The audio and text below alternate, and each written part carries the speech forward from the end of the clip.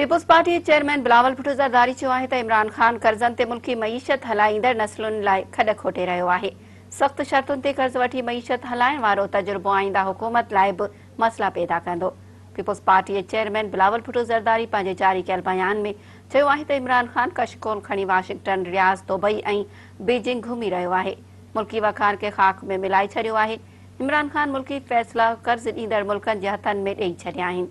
बिलावल भुट्टो ज़रदारी जो त रुगो हिन साल इमरान ख़ान 33% इज़ाफ़े सां गॾु $10 अरब जो परॾेही कर्ज़ वठी चुको आहे।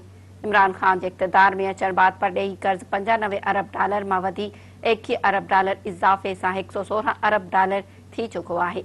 पीपी चेयरमैन जो त जेकॾहिं इमरान ख़ान हिन साॻी रफ़्तार सां कर्ज़ वठंदो रहियो त क़ौम खे मुस्तक़बिल में सख़्त ॾुखियाईनि खे मुंहुं ॾियणो पवंदो। इमरान ख़ान पाकिस्तान जे नंढे वॾे खे कर्ज़ में धिके ऐं मुस्तक़बिल दाव ते लॻाए छॾियो आहे। हुन वधीक चयो त इमरान ख़ान रुगो पंहिंजी अना ख़ातिर पाकिस्तान जी मईशत खे तबाह करे छॾियो आहे। वज़ीर आज़म साहब मुआशी तरक़ी जी दावा करण खां अॻु पघारदार ऐं आम माण्हू जे घर जी हालतुनि जी ख़बर वठो, जिते महांगाई क़यामत बर्पा करे छॾी आहे।